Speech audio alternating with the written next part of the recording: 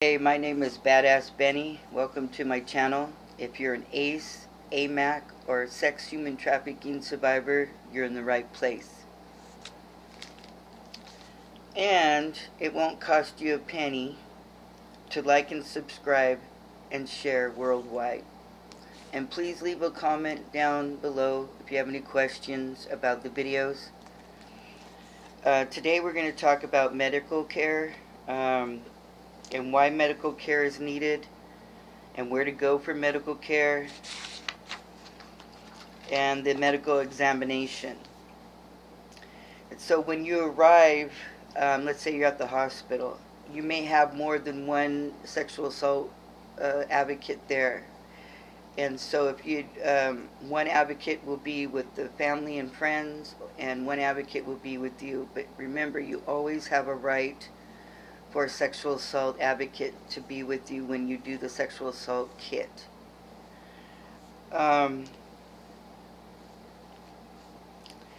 So why medical care is needed? So it's very important that medical care is obtained immediately following a sexual assault. I believe you have like 72 hours, and you want to put everything in a paper bag. That means like if there was sperm on the clothing, there's sperm on the bedding, or any sexual activity where there's fluids, you want to get that. And the clothes that you were in when you were sexually assaulted, the underwear especially.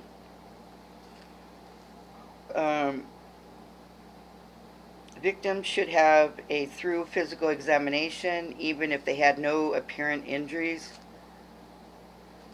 They may be in shock, and they may also have internal injuries of which they are not aware of. They also need to discuss with the doctor the risk of sexually transmitted diseases and or pregnancy and ways to protect themselves against these risks. A medical examination is also necessary to document and collect physical evidence of the assault. Certain types of evidence that may be present immediately after the attack will disappear as time passes. For this reason, survivors should be examined as soon as possible. Where to go for medical care? It is generally recommended that survivors seek medical care at a hospital emergency department. These facilities are best prepared to provide the specialized treatment they need, and they are available on a 24-hour basis.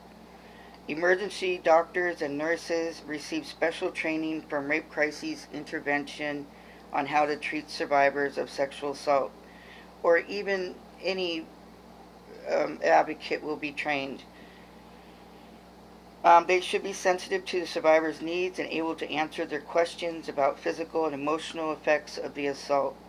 They should also know the correct procedures for finding and preserving evidence. It's for these reasons that private physicians usually recommend hospital emergency department care for these patients who have been raped. The medical examination.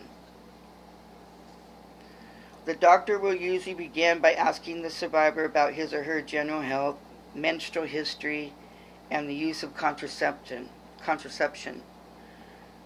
She will also be asked specific questions, he or she, about the assault. The information she or he gives will be used to give a thorough physical examination, including a pelvic exam. And a lot of women say that they feel like they're being re-traumatized when they have to do a pelvic exam.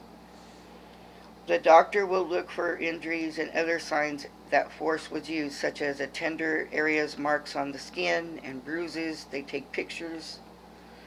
If there are visible injuries, the police may ask for his or her permission to take photographs, because by the time of a court trial, these injuries may have already healed. It's the doctor that takes the pictures of the genitalia area and all that. The officers will take ones probably on the outside, like the arms and face and stuff like that, but not genitalia. It's usually the sexual assault. Doctors do that. Many survivors, however, have no physical injuries or other visible signs of the force and violence that was used against them. This is because most rapists use fear, threats of harm, and other forms of intimidation to coerce their victims. The doctor's search for physical evidence of the assault includes taking samples of the fluids in the vagina and/or anus to test for sperm cells and semen, the fluid around the sperm.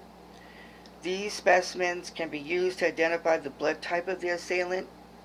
Other evidence may be obtained from fingernail scrapings, foreign matters on the body, and the clothes worn at the time of the assault.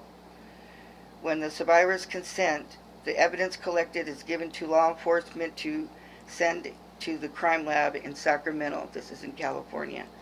The doctor's written record of the examination can later be suspended to assist in the legal process.